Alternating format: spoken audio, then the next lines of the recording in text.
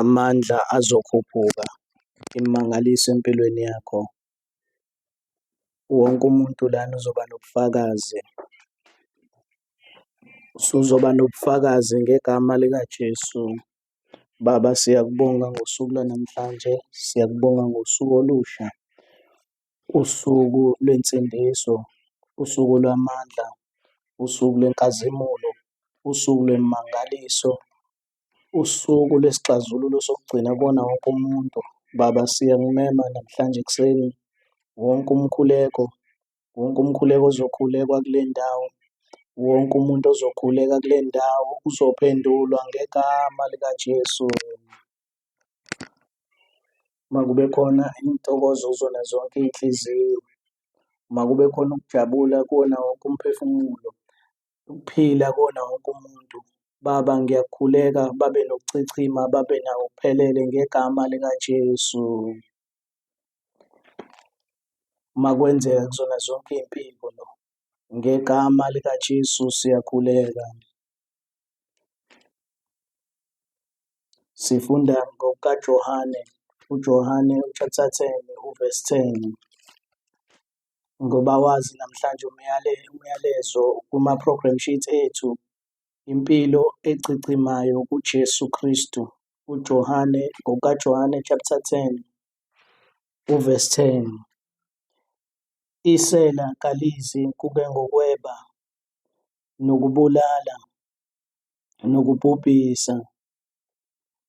Mina ngize ukuba babe nokuphila, babe nakho kuchichime.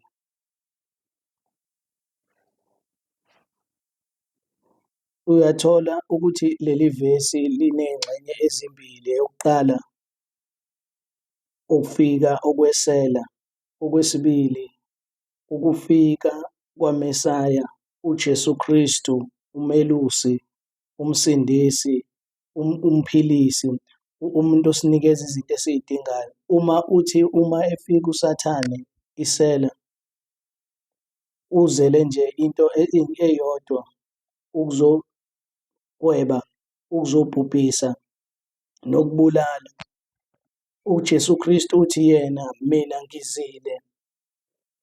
UJesu Kristu khona la namhlanje ekuseni uzokwenzani? Uzobuyisela zonke izinto ezithathwe uSathane empilweni yakho. USathane uzokweba, uthi manje, uthi buka, uthi sengifikile, uthi sengizile ukuzobuyisela zonke izinto ezinhle uSathane azitshontshile empilweni yakho ngegama likaJesu. Uthi-ke namhlanje ngizile, uthi uSathane ngizobulala, kodwa uJesu Kristu uthi yena ngizonikela ngokuphila lapho kukhona ukufa kukamoya kuzophela, ukufa ukuthi usheshe ufe singakafiki isikhathi kuzophela.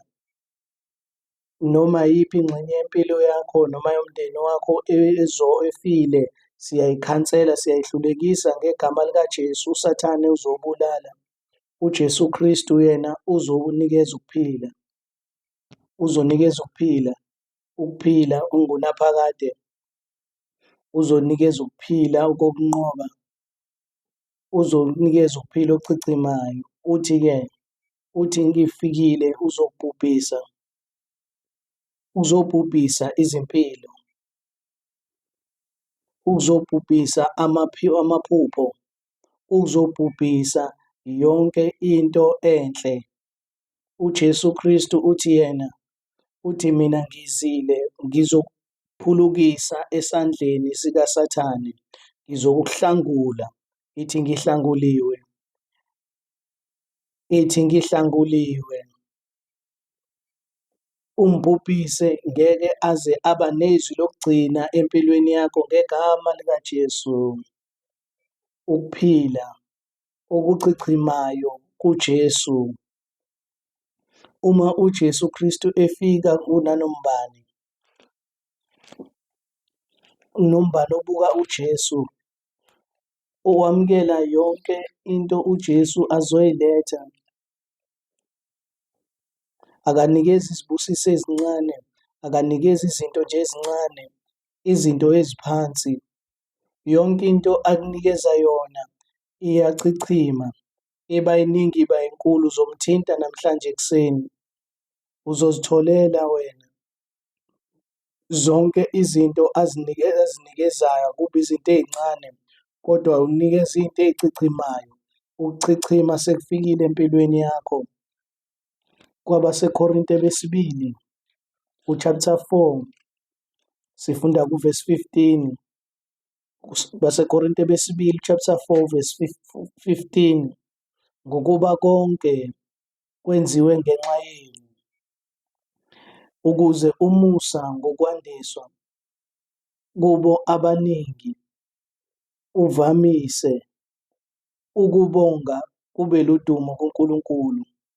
Ukuchichima, ngicela umemeze uthi ukuchichima, umusa ochichimayo, umusa ochichimayo, uthando oluchichimayo, amandla achichimayo, ukuphila okuchichimayo, intokozo echichimayo, izibusiso ey'chichimayo, amandla achichimayo, amandla nemimangaliso ochichimayo. Konke lokho okusuka kuyena, okusuka kuJesu Kristu kufika ngokuchichama, ukuchichima. Uma ukhuleka, uzokhuleka, uzokhuleka, umkhuleko wakho uzophendulwa ngokuchichima. Asibheke kwabase-Efesu u-chapter 3, sifunda ku-verse 20. Kwabase-Efesu chapter 3 u-verse 20. Manje kuyena onamandla okukwenza, awujabuli ukuthi ayikho into ozoyicela kuNkulunkulu bese uNkulunkulu athi njengo-Elisha, ngoba uNkulunkulu mkhulu kuno-Elijah, mkhulu kuno-Elisha. uNkulunkulu ngeke aze athi ukuthi ucele into enzima kakhulu. uNkulunkulu unamandla okukwenza. Abantu emhlabeni ngeke bakwazi ukwenza, kodwa uNkulunkulu unamandla okukwenza. Wena hlampe nasempilweni yakho ngeke ukwazi ukwenza, kodwa uNkulunkulu wethu unamandla okukwenza.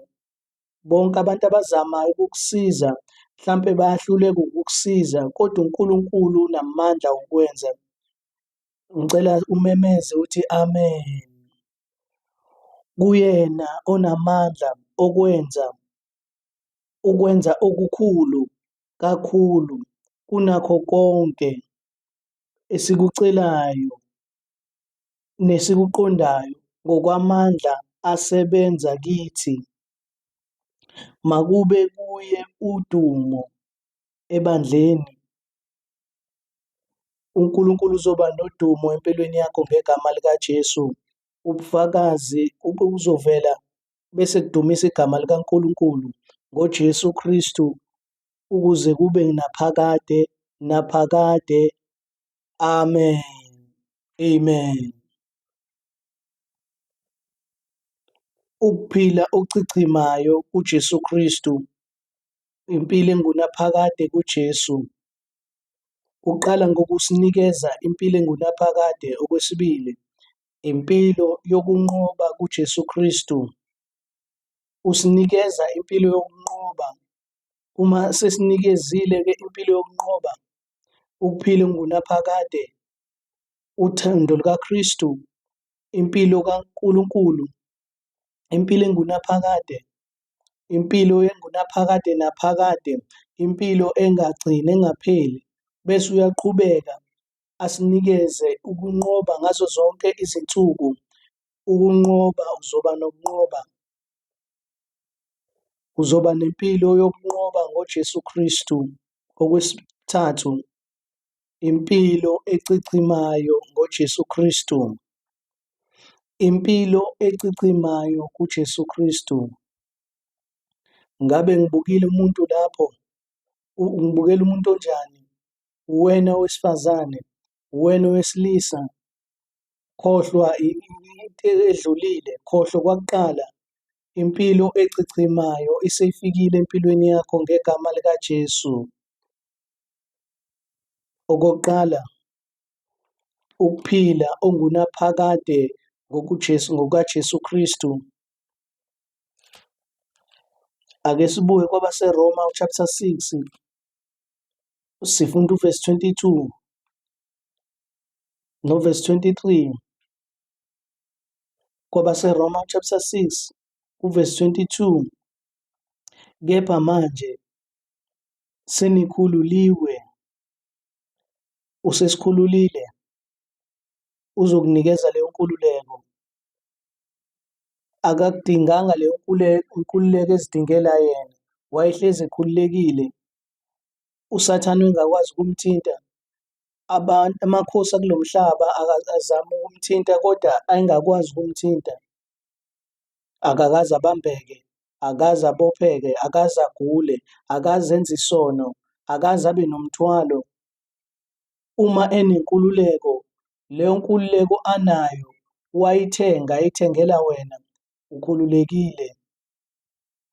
Kepha manje senikhululiwe esonweni, nabangakhonza isono,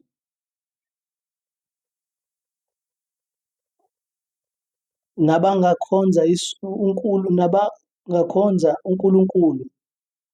Ninazo, nginazo, nawe inazo, izithelo zenu kube ngukungcweliswa nasekugcineni ukuphila okuphakade. Iyona into onayo-ke esikhathini samanje, esukwini lanamhlanje, akuyona into osazoba nayo, unakho kumanje. Uverse 23, ngokuba inkokhelo yesono ingukufa, kepha isipho somusa sikaNkulunkulu awukhokheli lokhu. Lokhu kungakutholwa iwona wonke umuntu, njengomphefumulo owuphefumulayo. Noma ngabe uyisigwili, noma ngabe uyahlupheka, umoya owuphefumulayo umahhala, angeke ukwazi ukuwukhokhela. Noma ngabe uhlakaniphile, noma ngabe awuhlakaniphanga, noma ngabe ufundile, noma ngabe awufundanga, kodwa umoya owuphefumulayo umahhala, namanzi owaphuzayo, nomhlaba osebenza kuwona, konke kumahhala. Zonke izinto ezimahhala emoyeni, uNkulunkulu uyakunikeza zona naye.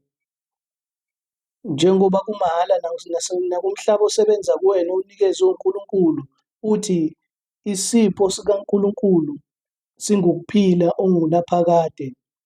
Namhlanje wonke umuntu oyidingayo ofuna ukuthola lokho kuphila ongunaphakade uzoba nako njengesipho ngoJesu Kristu. NgoJesu Kristu inkosi yethu. Iyona ndlela ongathola leso sipho ngoKristu, ngenxa yokuthi wafa efela wena, efela izono zakho, ukuze akuthengele leso sipho esingukuphila ongunaphakade. Yonke into ayenze eCalvary, ukuphila ongunaphakade, impilo kaNkulunkulu kumuntu, impilo engithathayo la emhlabeni ingiyise ezulwini okungunaphakade naphakade, ufika kuvela kuwena njengesipho. Ngiyayidinga, ngiyayicela, ngiyayifuna, ngiyayifisa, ngiyayamukela. Uyamukela ngegama likaJesu. Khumbula lokhu kuphila engunaphakade kumahhala, lokhu kuphila kuphakade kumahhala. Wonke umuntu oyobiza igama likaJesu uzothola lokhu kuphila okungunaphakade. KuThithu chapter 3, kuThithu chapter 3 uverse 5. KuThithu chapter 3 uverse 5. Hhayi ngomsebenzi wokulunga esuyenzile, noma yini engabe yinhle uyenzile, kusiza omakhelwane bakho, ukusiza abalambile, labo abakhathele empilweni kuhle, kodwa leyo msebenzi njengoba imihle kanjalo, kodwa ngeke ikwazi ukusithengela ukuphila ongunaphakade. Konke lokhu okuhle okwenzayo ungakafiki kuKristu, okwasemhlabeni, kuvela emhlabeni, noma ungakubeka, ngeke kuze kufike ezulwini, ngeke kuze kube kukhulu ngeke kuze kube kuhle, ngeke kuze kube ngcwele ukuthi kuze kukwazi ukukuthengela ukuphila ongunaphakade. Ingakho lithi izwi kungemisebenzi yokulunga esiyenzayo thina, kepha ngesihawu sakhe. Umusa, umusa uyadlula nje kwinto ejwayelekile. Usisindisile ngokusiphinda ukuzalwa nokwenziwa sibe bashe ngoMoya oNgcwele. Uyabona into ayenzayo, okokuqala uyasisindisa, uzokusindisa wonke umuntu odinga insindiso namhlanje. Ukuphinda ukuzalwa, uyasigeza, uyasisindisa. Lokho kusihlanza, siyaphinda bese siyazalwa, ukuzalwa bese uyazalwa kabusha, uzelwe kabusha, uzelwe kabusha, soyisidalwa esisha. Kodwa-ke lokhu kuhlanjululwa kuvela ezulwini okungakwenzela lokho. Ukuzigeza nje okujwayelekile okwenzayo ekhaya ngeke kuze kukusize uma ugeza namhlanje, kodwa futhi uyabona ukungcola futhi kuvela. Umuntu ojwayelekile, umuntu ophilayo uletha izinto ey'ngcolile, kodwa uma sesigeziwe, sahlanzwa, sazalwa kabusha, siba yizidalwa ezintsha. Senziwe sibe basha ngoMoya oNgcwele. Asizalwa kabusha ngomoya womuntu, kodwa sizalwa kabusha ngoMoya oNgcwele. uMoya oNgcwele oletha okusha, amlethayo kakhulu phezu kwethu emhlabeni ngokuchichima ngoJesu Kristu umsindisi wethu. Uyasisindisa, uyakubeka kuthina, uyasinikeza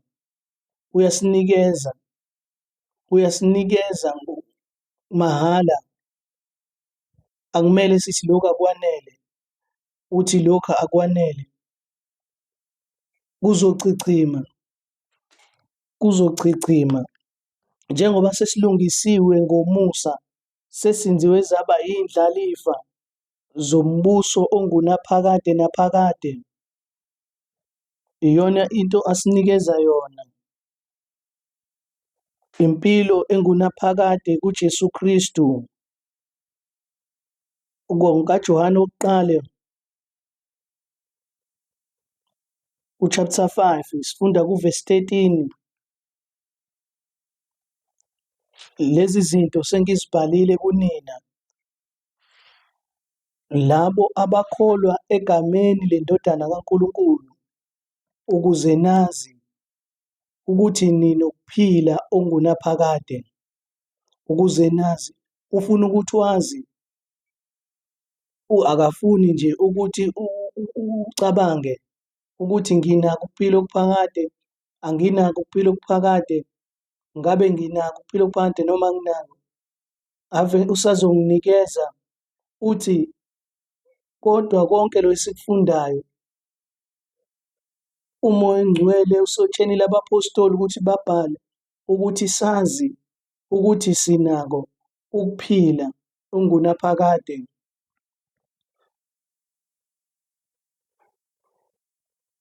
Etilongweni unokuphila, unokufa ongunaphakade, bese masewuguqukela kuKristu umsindisi, ukuthi nanombani oza kimi angisoze ngamlahlela ngaphandle, ngeke aze akulahlele ngaphandle.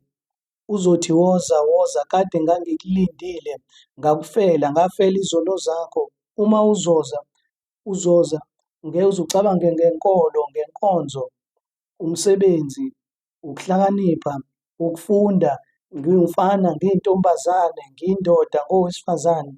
Ungakucabangi zonke lezi zinto zisemhlabeni, bese uthi uyabona lo musa kaNkulunkulu utholwa iwona wonke umuntu. Uguquka ezonweni zakho, uguqukele kuJesu Kristu, ukuphila ongunaphakade kuzoba ngokwakho. Bese uMoya kaNkulunkulu uzokutshena enhliziyweni yakho ukuthi wena unokuphila ongunaphakade, nginokuphila ongunaphakade.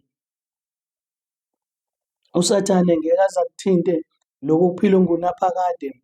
Umuntu nowesifazane ngeke baze bakuthinte lokhu kuphila okuphakade, nginokuphila okuphakade. Wonke umuntu osemhlabeni ongaphansi kaNkulunkulu ngeke aze angithathe akutshontshe lokhu kuphila okuphakade, nginokuphila okuphakade. Ngicela usho ukuthi nginokuphila okuphakade. Okwesibili,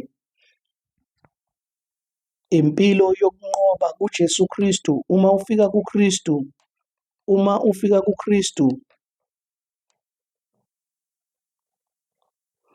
uKristu akenzi ukuthi ube umuntu obuthakathaka. Akasho ukuthi woza kumina ngizokwenza ube buthaka, ngizokugcina ubuthaka, ngizokwenza uhlezi ubuthaka. Uthi woza kumina, uthi ngizokwenza ube umuntu ohlulekayo. Uma siza kuKristu, yena usinikeza ukunqoba ey'mpilweni zethu. Ngesikhathi ekunikeza ukuphila ongunaphakade, uyaqhubeka akubukele njengoba ekubukela, njengoba ekunakekela. Lokho kuphila engunaphakade kuzogcinwa ngazo zonke iy'nsuku, ngaso sonke isikhathi uzoba nokunqoba. Ngizoba nokunqoba.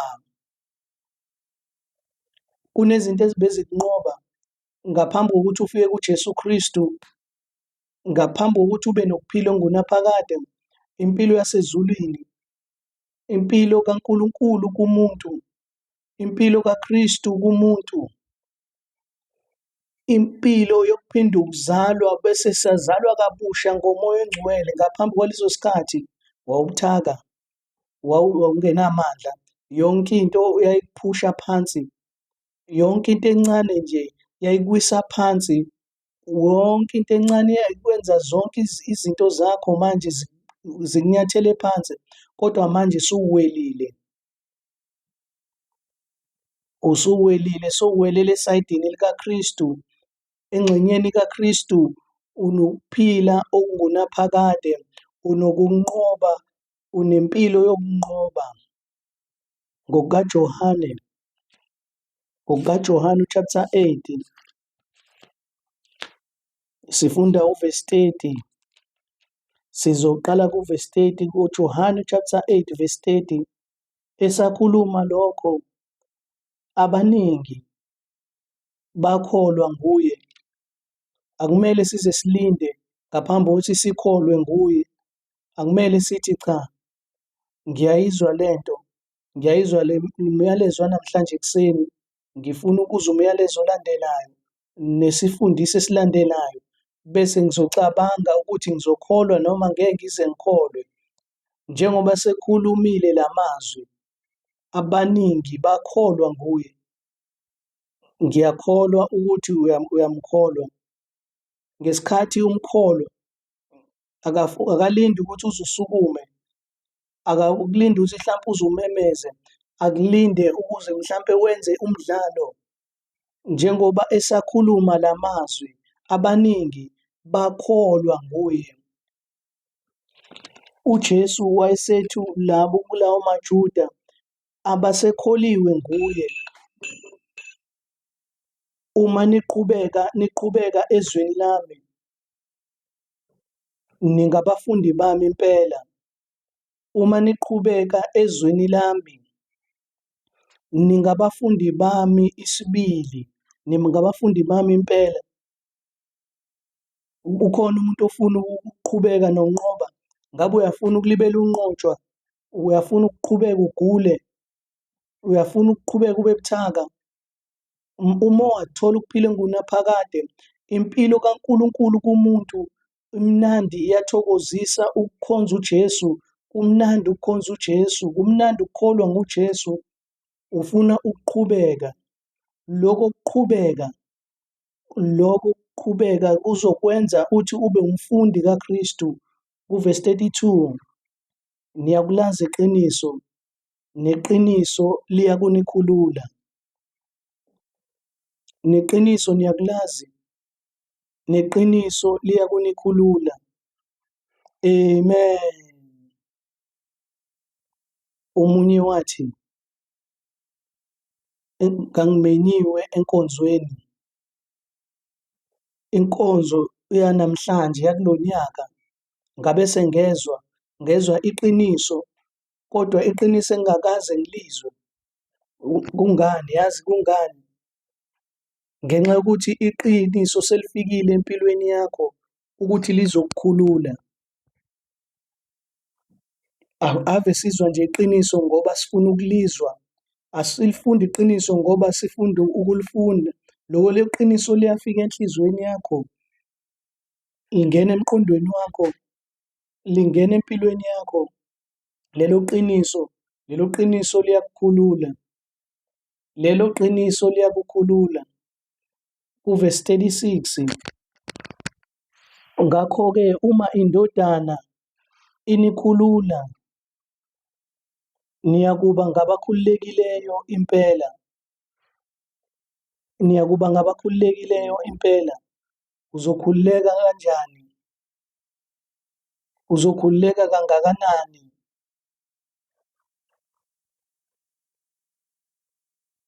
Mhlampe umuntu besetilongweni evaleliwe, ehleli evaleliwe, enqunyeliwe, unomqondo, akakwazi ukuwusebenzisa, unama-ideas, akakwazi ukuwasebenzisa, unamandla, akakwazi ukuwasebenzisa lawo mandla, akhululeke, uvaleliwe, ucindezeliwe.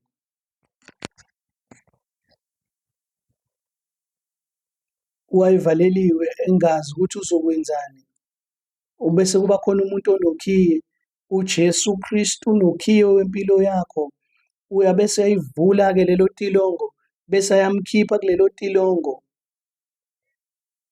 La mandla engakwazi ukuwasebenzisa sekhululekileyo, usezokwazi ukuwasebenzisa. Lowo mqondo ayengakwazi ukuwusebenzisa, useyakwazi ukuwusebenzisa lowo mqondo. Uma umuntu embuka bese ethi, ngezwa ukuthi waphuma, kodwa manje ngiyakubona manje, ukhululekile impela. Khona umuntu ozokubuka namhlanje emva kwale nkonzo, abantu ababekwazi bazokubuka babe ethi, ngangimazi, ngingakasindiswa ngangimazi. Emva kokuba imemba yaleliya bandla, njengoba ngimbuka manje, intokozo nenjabulo, ukukhululeka namandla nokunqoba nenkazimulo nokuma nempilo yakhe.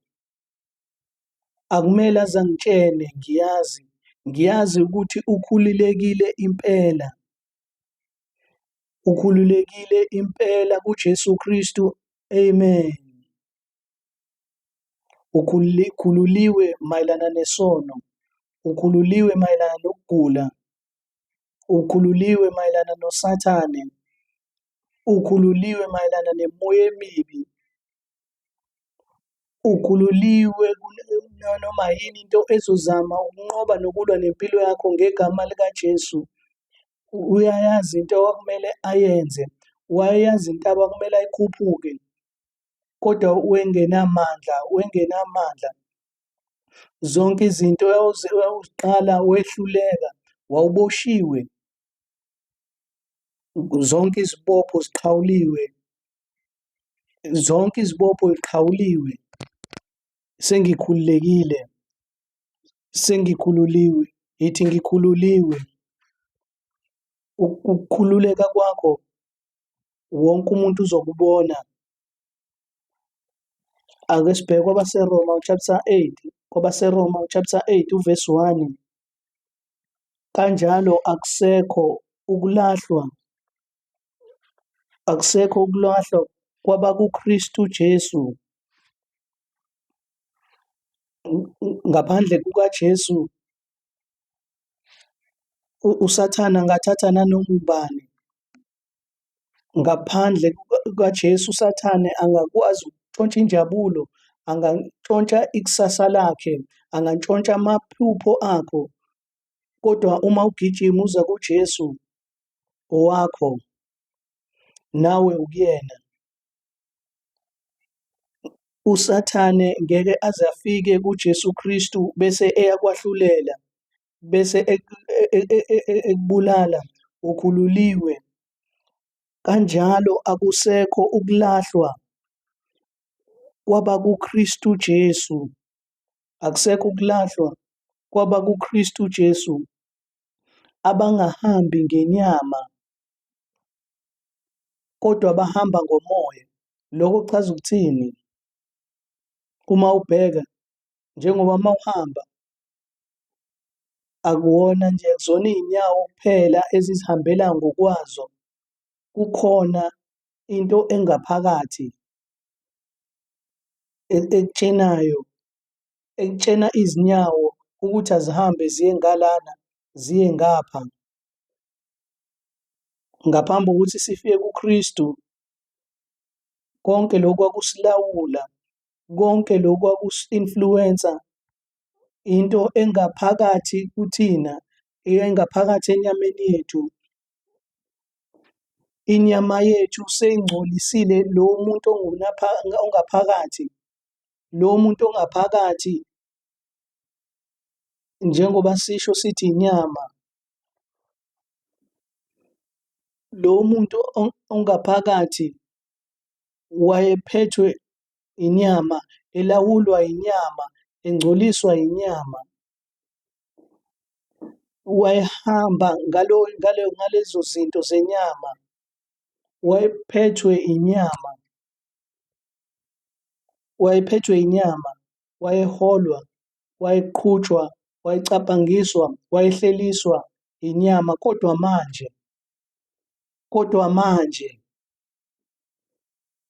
manje umoya ongcwele usowufikile uzothatha indawo, bese eyatshena lowo muntu ongaphakathi, ngeke-ke manje uze ulawulwe, ngeke manje uze uphathwe, uholwe inyama yakho. Wenza inyama ukuthi ibuyele eceleni, bese ethatha impilo yakho, impilo yethu. Lo kwahlulelwa sekususiwe, konke ukuba ne-guilty sekuhluliwe, yonke impilo yakudala seyidlulile. Umoya ongcwele ungaphakathi, uyena olawulayo. Manje umuntu wakho ongaphakathi uphethwe, ulawulwa umoya ongcwele, uyakulawula, ususa zonke izinto zakho ezingaphakathi ey'ngcolile. Bese manje uma ukhuluma, uma wenza, uma ukhuleka, uma ucela ngamandla nokulawulwa umoya ongcwele usukhululiwe. Uvesi 2, ngokuba umthetho kamoya ukuphila okuKristu Jesu. Ngicela ume nje kancane. Uma umoya ongcwele efika, umoya ongcwele uma efika ubeka umthetho empilweni yakho. Ubeka umthetho empilweni yakho umoya ongcwele uma efika. Unjengomthetho we-gravity, noma ngabe uyathanda noma awuthandi, uma into uyiphosa phezulu kuzokwenzekani? Izobuya ize phansi. Manje-ke nomoya kaNkulunkulu uthi usubeke umthetho empilweni yakho, uyakulawula, uyakugayida, uyakufundisa, uyakutshena, ubeka umthetho, umthetho wokukhululeka, ubeka umaka. Umaka mhlampe ongabonakali kubantu, kodwa lowo maka uNkulunkulu uyawubona, noSathane uyawubona lowo maka. Ubeka lowo maka kuwena bese ethi lokhu kungokaNkulunkulu, lokhu kungokhululekileyo impela. Akumele manje abambeke, Ngiyambonga uNkulunkulu ngokhululiwe. Umthetho wempilo kaKristu Jesu nomthetho usungikhululile emthethweni wesono nowokufa. Isono ngeke size sifike noma ikanjani bese sithi uyindawo yami. Ngaphambi kokuthi ukhulume, umoya oyingcwele uzothi cha, cha, ungaphindi ukusho, akuseyona indawo yami. Sengibekile umaka phezu kwakhe. Bese umthetho wokufa, umthetho wokufa ufuna ufika kuwena. Umoya oyingcwele uzokuyeka, uzokususa lowo kufa ngaphambi kokuthi kufike kuwena. Ake sibheke uvesi 2. Ngokuba umthetho kamoya wokuphila kuKristu Jesu ungikhululile emthethweni wesono nowokufa. Ngokuba lokho okwehlula umthetho, umthetho kaMose, ngokuba ungenamandla ngenxa yenyama, uNkulunkulu ngokuthuma indodana yakhe ifane nenyama yesono, nangenxa yesono walahla isono enyameni, ukuze umyalo womthetho ugcwaliseke kithina esingahambi, ukuze ugcwaliseke kumina. Kungani amavoyisi enu ephansi namhlanje ekuseni? Ukuze umthetho ugcwaliseke kithina esingahambi ngokwenyama kepha ngokukamoya. Ngikhululiwe, ngikhululiwe. Ukhona umuntu okhululiwe lapho kwabaseGalathiya, kwabaseGalathiya chapter 5 sifunda kuvesi 1. UKristu wasikhulula ukuba sibe nenkululeko. UKristu wasikhulula ukuba sibe nenkululeko. Kumele uma ngesikhathi usabambekile, uphoswe phansi, ulawulwa amandla esitha. Uma ulawulwa amandla emhlabeni, wawuphansi, awukwazanga ukubheka phezulu, wawubheke phansi, wawungakwazi ukulibona ikusasa, wawungakwazi ukubona iphambili lakho. Usasibona ukuthi umoya wawuphose phansi, umoya kaSathane. UKristu kodwa ukukhululile. UKristu uthi wasikhulula, manje sekukhululile. Manje nje sekukhona empilweni yami, ayisekho indawo kaSathane engilawulayo. Manje yima uqine. UKristu ukuba sibe nenkululeko, uKristu akunikeza. Ngakho-ke yimani niqine, ningabe nisaboshelwa ejokeni lobugqila. Ngabe ukhululiwe? Ngabe ukhululiwe? Ngabe ukhululekile kangakanani? Ngabe ukhululiwe kangakanani? Ngokuchichima, 100% free ngegama likaJesu. Okokuqala, ukuphila okungunaphakade kuJesu Kristu. Okwesibili, impilo yokunqoba kuJesu Kristu. Impilo echichimayo kuJesu Kristu. Impilo echichimayo kuJesu Kristu. Yini enginayo? Yini onayo? NgokukaJohane chapter 10. NgokukaJohane chapter 10 uvesi 10. Ngicela-ke sivule sonke leli vesi.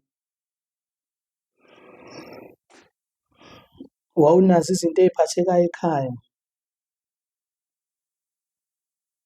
Manje uyakudinga lokho. Manje uyaya laphana bese uyabheka. Lento seyiphelile. Manje soyazibuza. ukuthi lento iphele kanjani, yini ibe incane kangaka, cishe ngangathola lutho. Bese uya-check-a abanye abantu abaseduze, bese siyathola ukuthi umnyango ushiwe uvuliwe, abantu nje abafikile befika thina singazi, bethatha izinto bey'thatha kancane kancane, kuze kufike manje kule level yokuthi kuphele manje lokho okusele manje ngeke kusakwazi ukuseva thina. Iyona usathane into ayenzayo. uNkulunkulu uyakunikeza umusa, unothando, unokukholwa, unamandla, unokwezethemba, unamandla, ungakwazi ukwenza, unokukholwa ukugudluza izintaba. Kodwa-ke umnyango bowuvuliwe, bese umuntu nje obezofika ezontshontsha ngesikhathi bowusabhizi ngelinye ilanga, ukuthi noma kufike noma yini, ngingawisa noma yini, ngingathatha noma yinini. Loko kukholwa, lowo musa, lawo amandla, leyo mandla okuphezulu kakhulu. Kodwa namhlanje, kodwa siyafika kulowo muntu ojwayelekile. Leyo ntaba uthi wawuthi ngangayithatha noma ikanjani, bese uthi buka le ntatshana, ubheka loko kukholwa, ubheka lawo mandla,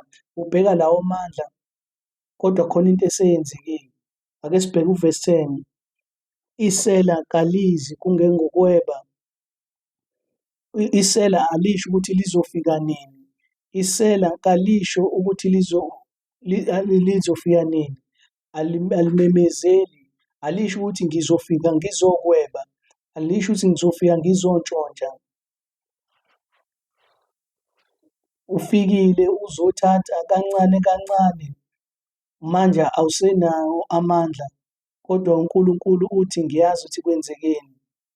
Uthi uNkulunkulu ngizile, usefikile. Yonke into eyangilahlekela ngizoyithola. Ngifuna ukuthi uzisholo wena. Ukukholwa uzokuthola, amandla uzowathola, ukuphila uzokuthola, amandla uzokuthola, ukuthola izinto ey'phathekayo uzokuthola, amandla okukwazi ukukwenza uzokuthola. Uthi uJesu mina ngifikile. Ngabe sewakufunda emaphepheni?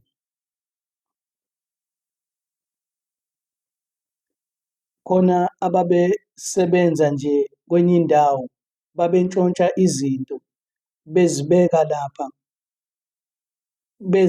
lapha nalapha. Bese umuntu wabe sewatshena amaphoyisa, abantu bomthetho, amasosha, abantu ababephethe izibhamu, iy'nhlokohlela zey'bhamu, abantu ngesikhathi besantshontsha bey'faka emavenini abo. Kwabe sekwafika ukaputeni namasosha namaphoyisa bephethe iy'nhlokohlela zey'bhamu. Babe sebaqala badubula labo bantu ababentshontsha bebhubhisa, babazi ukuthi amandla amakhulu ayesefikile. Bashiya iveni yabo, bashiya zonke lezi zinto ababey'tshontshile, babaleka. Awufuni ukuthi babaleke? Babaleka. Babese amaphoyisa namasosha athatha zonke lezo zinto azibuyisela emuva, zonke lezo zinto bezitshontshiwe.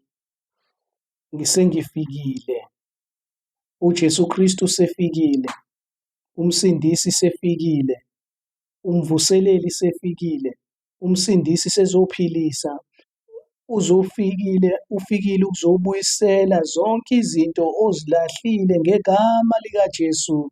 Ngifikile ukuthi babe naphila.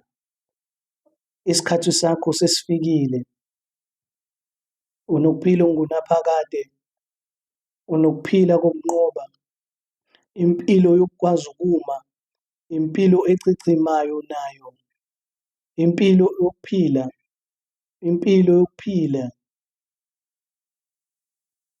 Ngeke nje uze ufike ukuthi mhlampe ngizofa. uNkulunkulu uzokusiza ngegama likaJesu. Impilo enamandla, impilo enamandla, impilo active, impilo ecicimayo seyifikile ngegama likaJesu. Ngizile ukuthi babe nokuphila, babe nakho kuchichime, ukuze babe nakho kube njani, ukuze babe nakho kuchichime,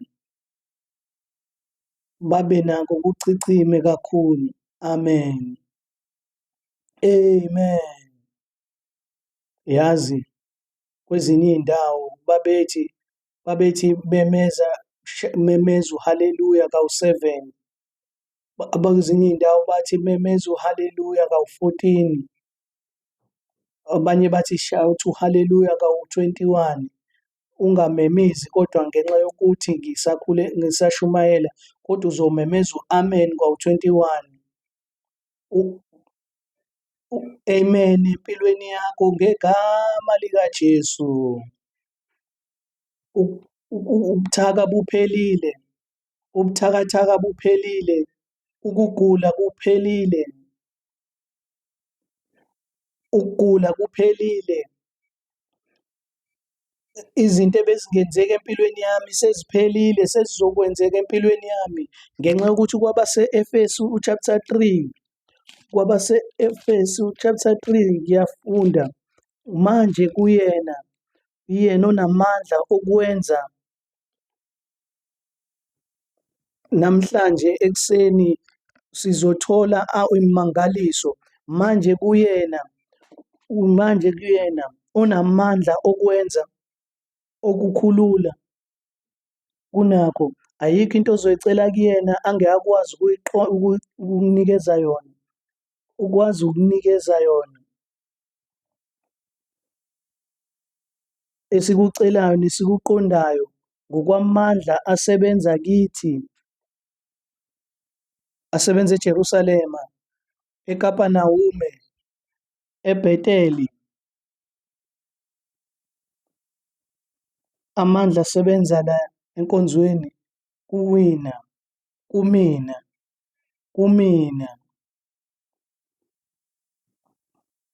Kunamandla amakhulu asebenza kuwena namhlanje ekuseni. Amandla angeke aze avinjwe asebenza kuwena namhlanje ekuseni. Ngokwamandla asebenza kithi. Lawo mandla azosusa yonke imisebenzi kaSathane. Kuyena makube udumo ebandleni nakuKristu Jesu esizukulwaneni zonke zaphakade naphakade. Amen. Sizokhuleka manje kodwa kunevesi engifuna ukuthi ulidwebele emva kwalo myalezo sonke isikhathi. Ngicela ulifunde njalo nanjalo ngayikhathi zonke. Ntambama ngaphambi kokuthi ulale, ngicela ukuthi ulifunde zonke izinsuku. Ngicela ukuthi ulifundisise ngoka-Isaiah chapter 33. Isaiah chapter 33 siyafunda kuvesi 24.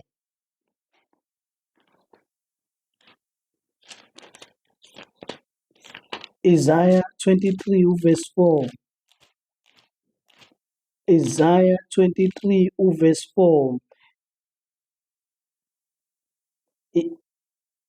Bonke abantu abakhona la enkonzweni, bonke abantu abahleli phansi noma abamile, bonke abantu abanathi abakhona kule nkonzo la uzwa khona lo myalezo uyasithembisa zonke izono zizoxolelwa.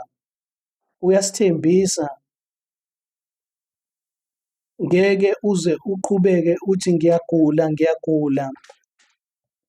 Manje uzothi ngiyaphila. Uzothi manje sengenziwe ngaba ngcwele, sengikhululiwe, sengiphilisiwe. Uzothi manje senginamandla. Uzothi imikhuleko yami isiphenduliwe. Ngeke baze bathi ngiyagula, ngiyagula. Labo bantu abahlala lapho bazoxolelwa izono zabo. Umusa wanele namhlanje ekuseni, uthando lwanele namhlanje ekuseni, umusa wanele namhlanje ekuseni. Ukuphendulwa kwemikhuleko kuyachichima namhlanje ekuseni. Ngicela usukume manje sizokhuleka kungokwakho. Ngicela usukume manje sizokhuleka. Uthando okwakho, umusa ungowakho, umusa kungokwakho, okuhle nomusa kungokwakho, ukuthola mahhala, ukuthola mahhala. Wonke umuntu obiza igama leNkosi uyakusindiswa. Khuleka ucele uNkulunkulu, khuleka utshena uNkulunkulu. Khuleka ucela uNkulunkulu namhlanje ekuseni ukuthi uzuze impilo ecicimayo, uthole impilo ecicimayo, ukuthi yonke umkhuleko yakho izophendulwa. Yonke imikhuleko yakho izophendulwa. Yonke into oyicelayo izoba ecicimayo, impilo ecicimayo, ukuxolelwa okucicimayo, kwamukele, umusa ocicimayo, kwamukele, ukunqoba okucicimayo, kwamukele. Akekho umuntu ozokuphuca, wonke umuntu uzophendulwa. Ngicela ucele, ithi Baba, ithi Nkosi, nginikeze ukuxolelwa. Ithi Nkosi, nginikeze isipho sensindiso yakho. Cela ukiphe amandla, uzokunikeza amandla.